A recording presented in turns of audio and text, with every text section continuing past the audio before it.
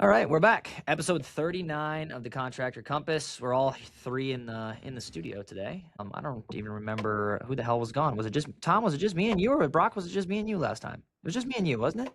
You and Brock. Yeah, that's Yeah, what I thought. Tom had time something going flies on. by, so I barely remember. Dude, that's what I was thinking. I was like, what the hell? I don't even remember. And I think that it's been a little while since we jumped on. So today, like I said, I just wanted to talk about, I think it's going to be easy to chat about that people would be interested in listening in, just from like the three lanes: the sales, the finance lane, the marketing lane. Like mid-year, like we're halfway through, summer's here. We've definitely seen that on the lead gen side, just in terms of spikes of leads on the back end. But jumping in, we'll kind of jump into the lead gen space first here, just to kind of see what you guys' thoughts are. So we've had obviously we're super meta heavy, PPC for certain accounts, LSA, etc. Meta, we've seen a massive spike in, and I think that obviously PPC as well, but even more, I honestly don't even really understand this, but even more so on the meta side, I think it's just because it's in, and that's only in certain accounts like down south where it's just hot as hell. I'm assuming I'm sitting here in Minnesota where it's really not that bad, right? But we've seen just in terms of lead rates, like that is the appointment ratios the last 2 weeks are crazy high compared to 3-4 weeks ago. So obviously I think, temperature is a massive effect there. We're not running a lot of like tune-up stuff very often, only for certain clients. It's usually just like new install stuff, but CPLs are down.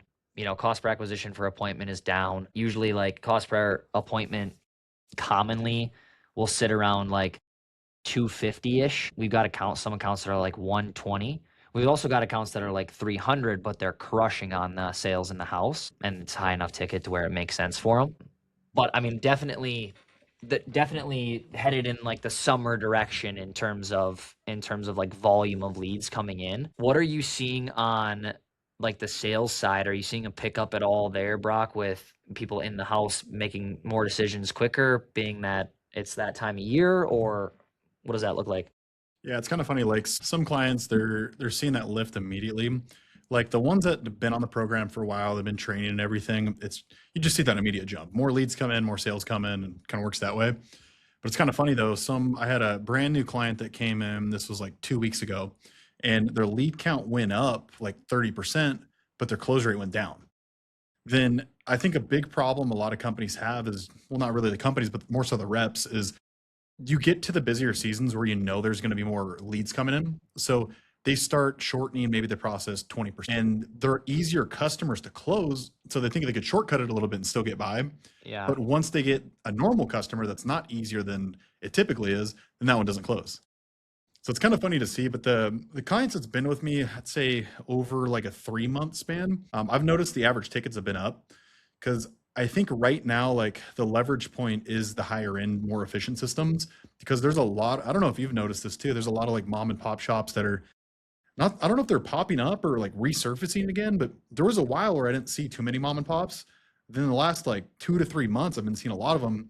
And so companies trying to go like single stage versus single stage, it's a tough thing to do. So if they go variable speed versus single stage, now it's not a comparable. So they tend to go to that higher end stuff. But in general, I mean, it's cyclical. It's kind of what we're used to seeing.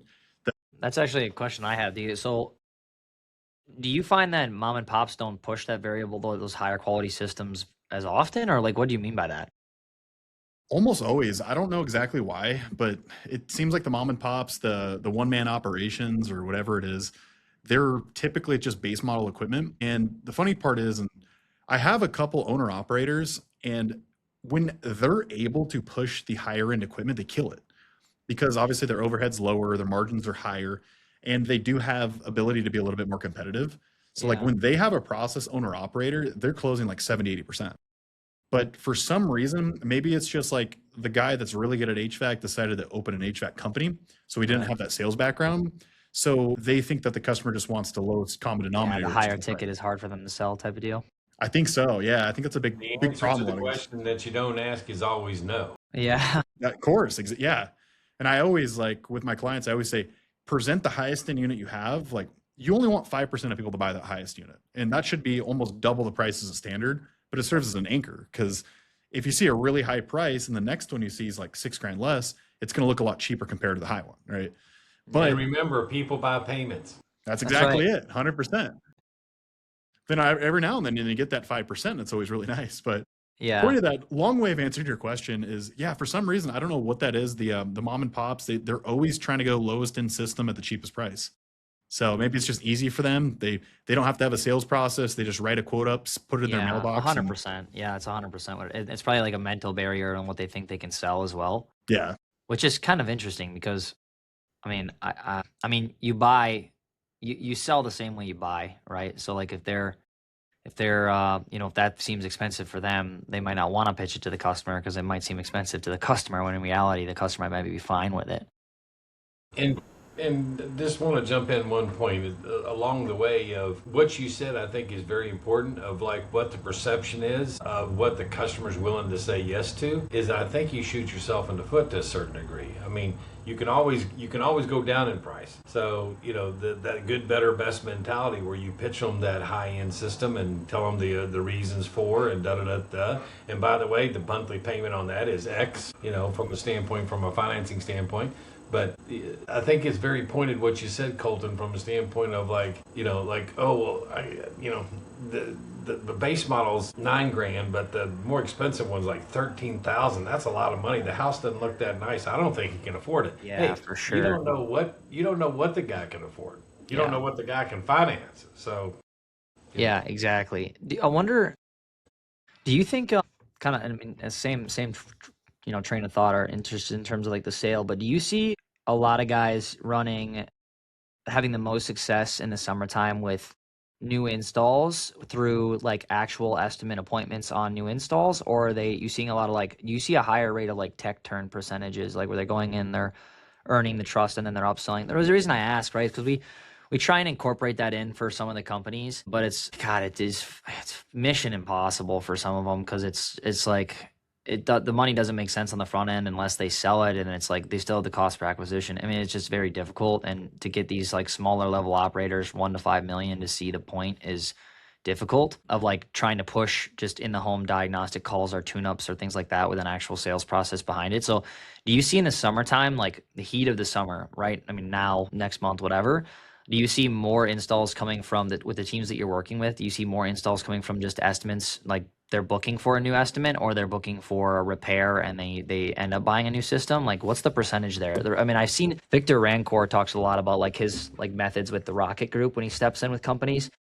And funny enough, side note, I got a call from totally random, but I got a call like a year ago from this guy's cousin, and he was working in a company or starting a company, but he was just like flexing his cousin all over the sales. He's like, well, my cousin, like I worked with him like with RP1 and like, like that's like their automated SMS follow up or whatever they built.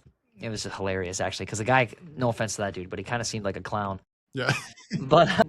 But anyway, but I know that he talks about that all the time. Like he comes in and his angle, this is what he says on socials anyways, like his angle is tune up always or like in the home with repair, and then he upsells that way. So it doesn't matter. I don't need new estimates all the time. Like I just need, like, anyway, what do you see in terms of like the percentages of actual sales of new systems? How do they start?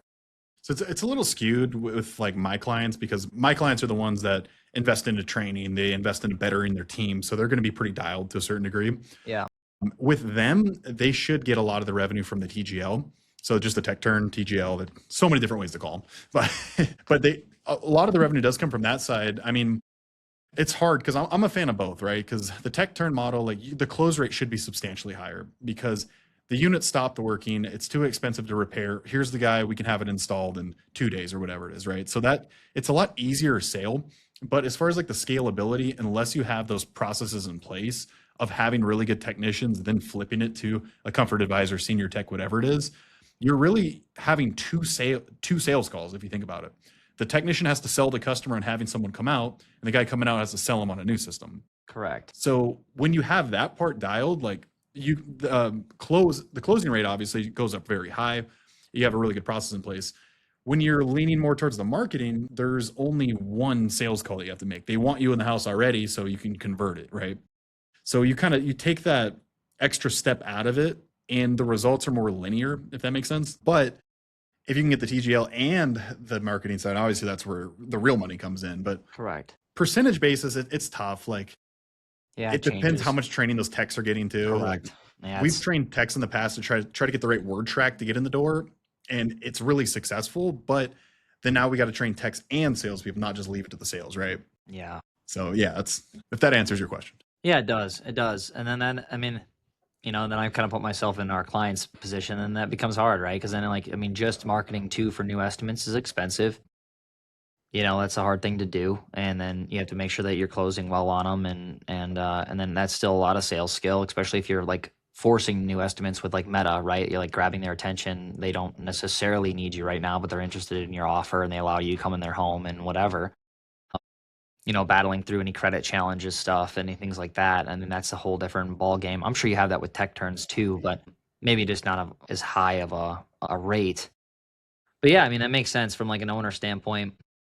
Where would you, if you were running the company, Broc, where would you put most of the resources? Would you put it into like creating like this absolute monster of like tech turn strategy? I mean, if you couldn't do both, right? Let's say you couldn't do both.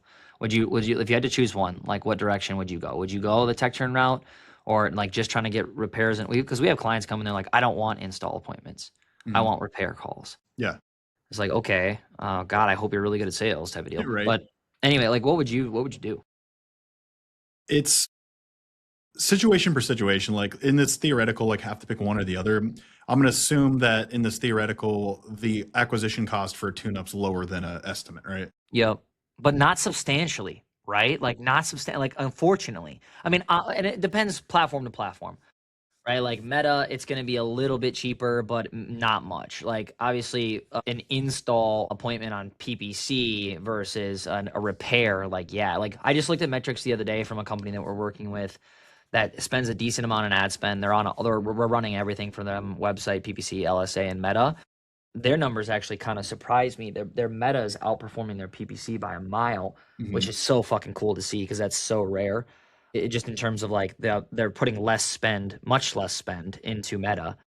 But I lost my train of thought there. But it was kind of cool to see that they had the ability to push a lot of new sales off of that. But their cost per appointment, to your point, for like a PPC call for repair, hell yeah, that's going to be worlds different than like, oh, I need a new system. Like, Right. Yeah. Nobody wants to admit that. Of course. Well, but doesn't I know from the past in my situation, if an air conditioner breaks down, I'm like, oh man, it's going to cost me $300 or $400 to get this thing fixed. And the guy comes out and says, well, sir, your system's 16 and a half years old and it's in pretty rough shape. You're going, you really need a new system. A new system, how much is that? 13 grand. Correct. 13,000.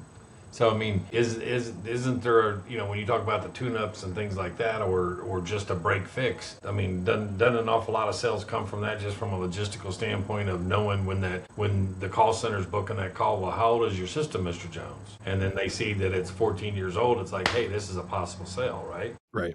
For 100%. So to go back to the question, I would say it really depends on and I hate to like not just give one answer, but just kind of bigger picture of it. If I'm a brand new company and I just need cash flow, I need to pay the bills, I got overhead I got to meet, I'm going to go with the marketed side because I'm going to get quick cash there. If I'm closing 50, 60%, I know the installers are going to convert, we're going to be good to go, right? As far as like if I'm an established company, we're doing 5, 6, 10 million, whatever it is, I would flip that. I would say I would go tech more towards the repair into the tech turn model. Yeah. Because if I don't get a replacement out of that, I can sell them a membership. I can keep that customer and build a fence around them. And I know in 3 years, I'm going to get that guy regardless. Yeah, you don't need the immediate like cash injection. Exactly. Then the more obviously memberships you have, if you're planning on selling a private equity or whatever it is, that is a really big piece because you've captured 1,000%. Yeah. all these customers and you're ready to, again, they're primed and ready to buy from you and buy more stuff. Because if they do one system with you, if they have two, chances are they're going to do the second one. If they're on a membership, they're going to do upgrades, water heater, whatever it is. So long way of answering the question, depending on where I'm at in the business. Quick cash, I'm going marketed because I could scale that. And I could say, all right, Colton, turn up the ad spend, give me some calls. Correct. Or if it's a tech turn, obviously I have to put my training into the techs, make sure we have that flipping process in place. But at minimum, I know I can capture that client for life, right? Yeah. And not to change pace, but so you mentioned earlier, like the issue that you see with when lead volume comes up, like the people take like Comfort Advisors taking shortcuts because it's just, deals are closing, there's more volume. It feels like this abundance mindset type of deal, which can be good, but not if you're shortcutting things. Would you say that that's the biggest thing that you see Comfort Advisors screwing up in the home right now, like, mid-year during the summertime? Or is there like a larger issue that you're seeing when you're actually consulting these companies on a sales basis, that mistakes that guys are making? And that's probably a big question. But if you had to pick one that you're seeing like mid-year right now, not just in general, but like mid-year right now, like you're seeing it repeatedly over the course of, multiple different businesses, is there one thing that stands out to you right now that guys are kind of screwing up? For sure. Yeah. It comes down to just essentially just taking their foot off the gas. So you'll notice like the average HVAC sales rep, the Comfort Advisor, whatever it is, they have a normal month for them, non-summer, springtime, fall, winter, whatever it is. Then you compare the summer numbers and it's like a 20 to 30% delta, right? That's the average rep, because the leads start getting easier. There's more urgency that are built in, and it's just a lot easier to close them. But the guys that are really good in the summertime, their commission, their revenue goes up like 400%. And the difference is the guys that are killing it and doing really good in the summertime, they're not just taking the laydowns. They're going through the full process in every appointment. Even if it's a difficult customer, they go through it. And number one, they're capturing those customers that were more difficult. But number two is they're getting in that habit of going through the same process every time. And it's funny because you always notice right after summer, the numbers drop substantially, even if the lead count's similar, because the leads get harder. And they cut 20, 30, 40% of their process down, because you can go into the door, give them a number. As long as it's reasonable, they want it done immediately, right? Correct. But you front load the process, you go through the value points, then you're getting higher tickets in the summer, and you're getting more higher close rate and cleaning up everything, right? So that's the biggest problem I see. That makes sense.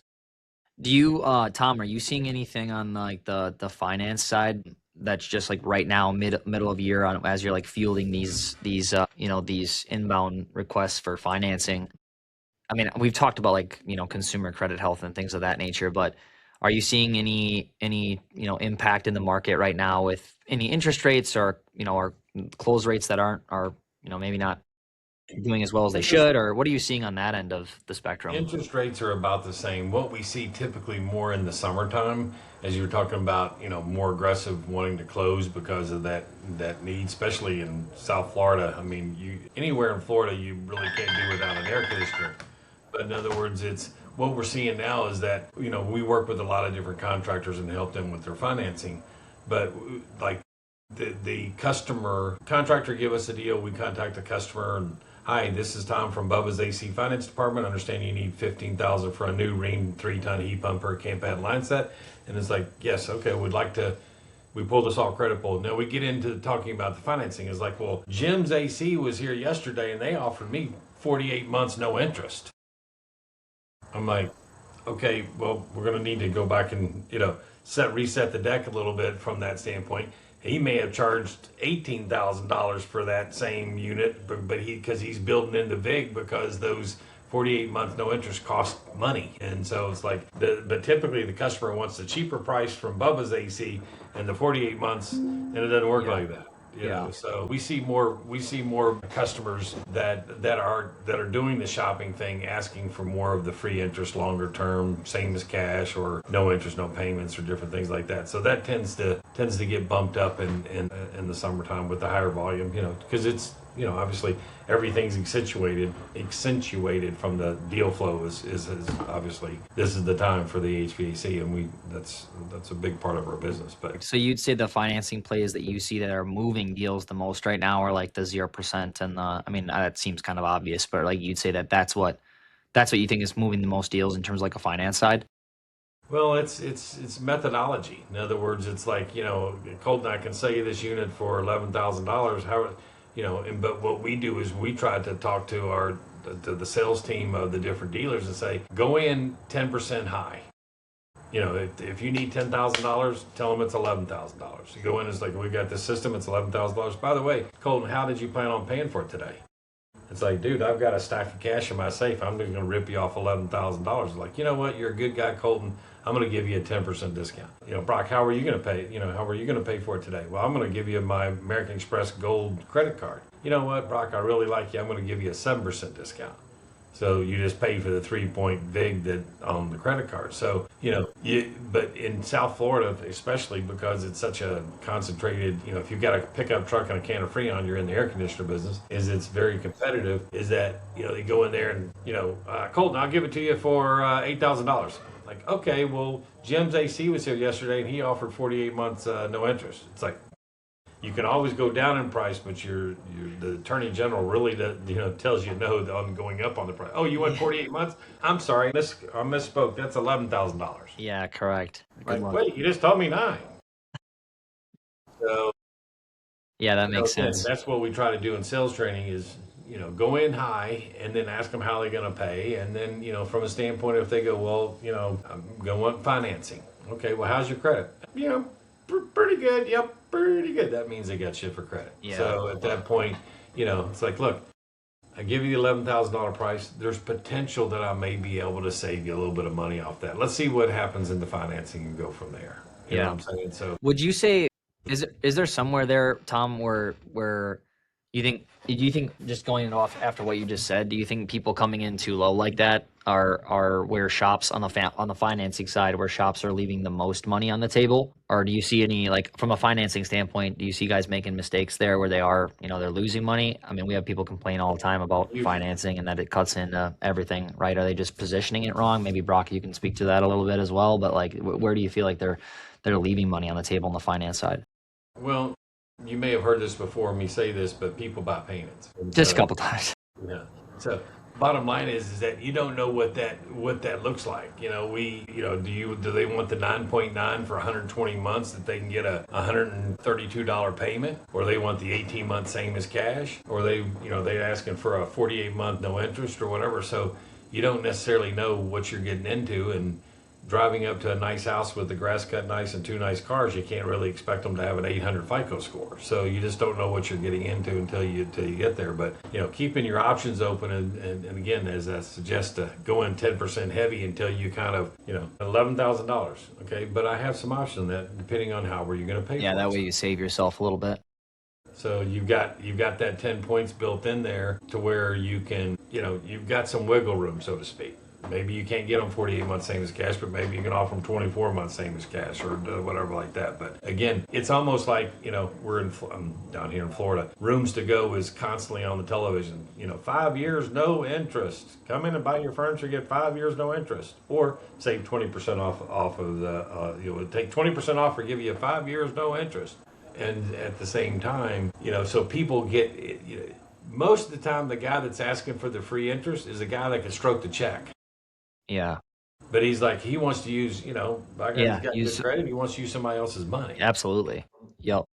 As opposed to taking it out of, a market, stock account or whatever. But it's just, it's the financing, I think, is a big role on an unexpected purchase and a higher ticket item. If you're going to buy a washing machine for, $800, you could probably stroke a check for it. But I mean, when you get into that, now that the prices are going, the average ticket would say, what would you say the average ticket is? 14 grand? Yeah, what do you think, roughly? Broc? Depending on the market, it's probably close In to that that. ballpark. So Somewhere around there, yeah. South Florida is usually less than that, but at the same time is that unexpected purchase, depending on what customer. Is the customer got tons of money, or is he rubbing nickels together to make a dime? So trying to go in with some options, and I don't know if you go through sales techniques like that with your folks or whatever, but that's what I always try to say is leave yourself some room. You drop your pants on the price, and the guy says, "Okay, I'll take it, but I want some free interest." And then there is no free money. Money. Yeah, now costs you're money, screwed. so there's a lender fee involved. So don't drop your pants and then erode your margins, ROI basically because you've given away 10 points on a lender fee. Yeah, that makes sense. Broc, are there any things that you see the best shops that you're working with, any way that they're angling, anything they're doing differently with financing, or not really? I think in general, like the average company, the average rep just does a horrible job explaining financing, and they frame it in the wrong way. So there's like an exact script that I have my guys follow. But the whole point of it is like when you present financing, you can't make it look like it's bad that they're financing. And it's funny that I even have to explain that, but a lot of guys, when they talk about financing, like, okay, the price is $20,000 And if you can't write a check, we do have financing options for you. It's like, because you're so Like if broke you're a and you can't write scumbag, a we'll check. finance it. Yeah, Or if exactly. you're, If you ain't you don't prepared have for any it, money, you're we'll cheap finance ass, it. whatever it is. Yeah. So the line I always use is, once I have the pricing on the table, I never have them pick a system yet when I have the standard price on the table, because the mistake is if they pick a system, but they don't know how affordable it is yet, that doesn't do anything, or they just think they can't afford it whatsoever. So once the price is on the table, I always ask, if you guys were to do this, was that something you're looking to pay outright, or do one of our monthly budget plans like most of our customers? So I always say like most of our customers, because they won't feel bad if they go down that. Yeah. Then even if they say they're going to pay outright, I still give the finance options. And I would probably say the customers that told me personally that they were going to write a check or pay cash or whatever Yeah, it they'll is, finance for a better system. not only that, is just 8 out of 10 times I was a smokescreen. Yeah. Because they said they're going to write a check, because if they say that, then I'm done. They think I'm out of the house and that's it. So it's like, it's just a smokescreen they throw up. But you talk about the financing, you give the options, all of a sudden they take a $20,000 system for a $250 payment or whatever it is. Like, I'd say 80% of my deals too were on the long-term financing, the 10 years, the 15 years. Sounds like people buy payments. That's They 100% do. Tom. correct. But it's, the whole point is like, again, I don't know where it came from or how these guys are just doing such a terrible job of explaining it, but they're making the customer feel bad that they have to finance. And people have to understand, like, the average American doesn't have $500 saved for an emergency. Right. Like, you can take Klarna for your groceries, and as ridiculous as we think that sounds, that's a whole business because people do it, Yeah, that's insane. So you have to always explain it and not make them feel bad about it. And there's a whole pitch behind it I always use. I talk about this investor story. Is we had a and this is a true story with one of my clients. We had a 0 interest, 18 months, and a 15-year at 9.99. The investor did the 15-year and paid it off in 6 months. So I asked him, I was like, well, why didn't you just do the 18 months? He goes, well, if anything pops up unexpectedly, I can always make the minimum payment and pay it off later. But this guy, everything worked out and he paid it off in 6 months. So then all of a sudden, the customer puts their mind in, okay, that was an investor that did it. Obviously, he's smart with his money, so I don't feel bad to go this route. Yeah. And I've talked to a lot of customers out of 0 interest, anything, but to do that way of thinking, just pay it off early. Obviously, there's some interest allocated because you pay interest every month, but in the grand scheme of things, if an emergency pops up, you miss one payment of those 0%, you're screwed. Like, it typically retroacts or you get hit with a fee or whatever, Well, like Wells Fargo's 18 months same as cash, it's built on 28.99% APR. The company buys it down to 9.9 as a lender fee, but if you miss one payment by 1 day, it goes to 28.99. And so, when I'm explaining an 18 months same as cash option, it's like, okay, are you confident? I tell them this 28.99, and I say the lender doesn't want you to pay it off in 18 months. They want to make some money off of you. But the bottom line is, if you're confident that you can do that in 18 months, not make the minimum monthly payment on time, never miss a payment, the 18 months same as cash may be an excellent option for you. And then to your point, they're like 9.9, it's a no prepayment penalty. So in other words, you've got that option. You've got a $123 a month payment. You feel that should be no problem. Pay them $250, $300 a month. Because the quicker you pay it off, it's a revolving contract anyway. And don't go too down the rabbit hole, but bottom line is that at the end of the day, I think you're wise to be able to talk the difference in there and explain to them the difference between the 9.9 and what options you have on that, as opposed to the 18 months same as cash. And if you break it, you bought it. It happened to me on a children's bed back for my daughter back at Rooms to Go. So, and I missed it. I was like, she missed a payment by 1 day. She goes, "Did you read your contract?" I was like, "Who reads those stupid contracts?" She's like, "Maybe you should have." I was like, well, can you fix it? It's like, no, sir, you broke it, you bought it. It goes up to we were like 3 payments away from having the thing completely paid off. But that's the I gotcha. They know there's a certain break rate in those 18 months same as cash, or those no interest, no payment type things, and they bake that into the lender fee. Yeah. That makes sense. What do you guys think as a whole, just to kind of like wrap things up? So once again, kind of staying on like track of mid-year, where everything looks, average ticket prices. And Tom, you mentioned average ticket that you see is like 14 something. We see like even lower than that, like an 11 usually. Broc, what are you seeing for like average ticket price on new system? Depends on the market. California is insane. For sure. It's probably like insane. 22, 23. Yeah. South Carolina is probably 14, 15. Florida's like $9,000. Yeah. 9.5. It's fun. In some markets of Texas are like 9 and some are like 17. So it's Yeah, all over the There's place. considerable more HVAC contractors in the state of Florida than there is in yeah, it's disgusting. Yeah. They're everywhere. Yeah, Surprisingly, California too. There's a ton of yeah, them, but just in general, obviously there's a lot more expenditure there too. But yeah, for sure. you get a base level Linux system for 19 grand for a 4-ton. Yeah, that's insane. Yeah, it's nuts. That is nuts. So what do you guys think like the back half of 26 looks like, and where do you think like these guys should double down right now to finish out the year? What would be like recommendations that you'd give them?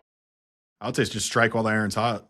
Like right now, this is the time to go all in. This is the time to dial in the skills, train the team, like just make sure we're maximizing every single call. Cause I think you guys probably noticed this as well, but Q1, even into Q2 was slower than normal, I think, as far as demand. Disgusting. Yeah, it was insane. So I think there's a lot of pent up demand.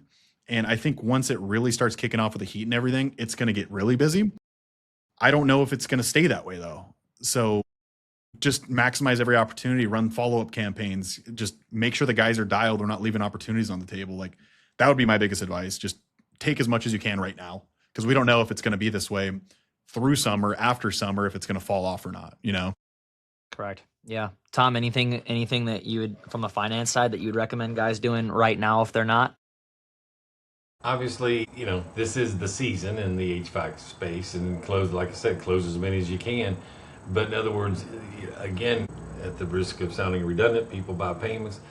Putting together Never your heard that price one. with some payment factors where you bake those lender fees in, and you're comfortable selling that at $14,782 because it's an 8% lender fee or whatever the number is being able to go in there and offer that. Because again, it's like 14 grand. Oh my God, that's a lot of money. Well, but teaching your guys, and which we try to teach the dealers we work with, of pitching the payment. Like depending on your credit, as long as you're at a reasonably high credit score, we can make that 14. We get a rate factor, so they plug in 14,000 times whatever. Like, we can put you in a payment of $142 on that. Oh, wow. Now all of a sudden, and by the way, your system is 18 years old. With this new SEER rating and things, you ought to pick up a decent amount of money on your power bill just from the savings. 50, 60, I can't estimate it for sure, but you're going to save some money on your power bill to help you make that payment.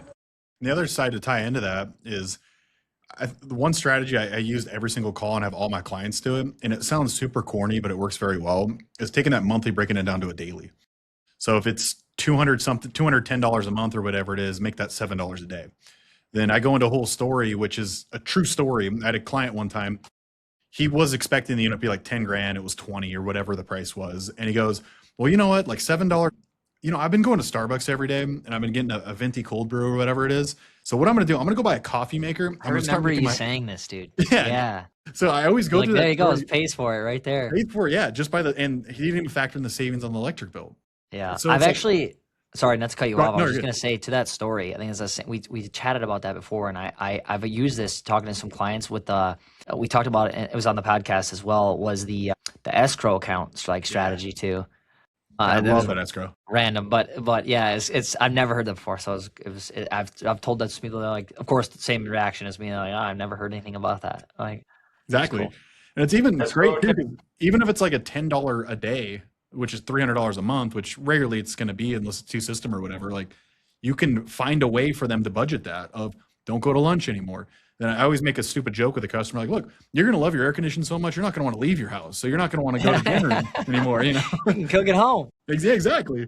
So they start thinking in their head, like, oh, it's not about spending more. It's about I could save and I could pay for it, Yeah, for Different sure. perception. Yeah, Tom, we were talking about, Broc brought up one time that he had a guy he was closing, and I think it was the other individual that gave him this option, or that company that was giving them this option, was where they had a membership, right? And they were paying monthly or yearly. And then when they go to replace their system, they give them like that dollar amount that they paid in that year or whatever, however long, they give them that amount off on the new system. So like the guy wanted, let's say 16,000 for the system. Broc was selling the system for 14,000, but the guy had 900 or 1,500 bucks or $1,000 in like money that he was giving free to them. He was getting like as a free voucher or whatever the hell you want to call it. And the guy wanted to not lose out on the free money, so he wanted to go with the higher. It was going to cost him more for the same shit, but it was like, yeah, That's And essentially. no You pay logical sense at more all. to get Yeah. the money, even though it Yeah, turned yeah, it's out, like Even fear though of it was- loss. the net was more. It took me like an hour over the phone to explain it to him, and I was like, okay, here, look, I'm gonna quote you the same system now at 18 grand, but I'm gonna give you that a $2,000 credit. Yeah, yeah. Does that sound good? He's like, well, no, then it'd be higher. I was like, get the It point. is higher, dude. Like, that's the whole point of it. Like I could say Yeah. whatever number But the you net want. effect, the end result net effect is cheaper. Yeah. You're paying more. Yeah, for sure. But Yeah. like that made me realize like how many people were thinking that and they didn't go with a company because of it, because they didn't want to lose out on that potential savings. It feels like lost money. It's fear of Yeah. loss Yeah. at the end of the day. 100%. That's my money. Yeah. I got to get my money back. Yeah. Exactly. Which makes no sense. But What the hell is that commercial? It used to be on TV years ago. It's like, it's your money. Use it when you need it. What the hell was that? JG Wentworth. oh yeah, exactly. Yeah. I don't know. It made me think of it. Just ingrained. Yeah, I would say from my angle too, just like where we are. I mean, it's the summer, so I think people should be spending money as much as they can. Like we gotta. I literally posted about this yesterday. I couldn't fucking believe it. There's a guy right now that's getting 11.8x on Meta, and he thought that we were charging him less than what we are, and we're talking a couple $1,000s here, like a very small amount of money. And he's considering lowering his ad spend so that he doesn't have to, so that he's within his marketing budget. I'm like, dude, you're getting an 11.8. What the fuck are we talking about here? Dude. It's like sometimes these business owners, you literally got to hold their hand. Like, look, if you gave me $1 and I gave you 11 back, how many dollars would you give me? Insane. Like, how do you not realize that? Yeah, it's incredible actually a little bit, but yeah, I would agree. I mean, it's time of year, push money in. I would say don't have keep multiple buckets open, right? So if you have Meta working, if you have Angie's working, if you have this, like a lot of guys, I see a lot of guys too that are right, especially right now. Like let's say they're getting a 6x somewhere, but then they're getting a 9 somewhere else. They want to pull everything from the 6x and put it in the 9, and it's like, I get where you're coming from, but don't put all your shit in one basket. Like, just put more money into the 9x basket. You're making money either way. Like, because God forbid something happens to that one channel and you're freaking screwed. I don't know. That'd be my advice on that side. But yeah, I think that it'll be interesting. We're early in the summer yet. It'll be interesting to see where things go, and hopefully everything's continues chucking along, because like you said, Q1 was disgusting. It was super weird. So we'll see what happens, but hopefully some of this was helpful. We'll wrap this up. Any ending notes from Tom, Broc? Anything you guys got?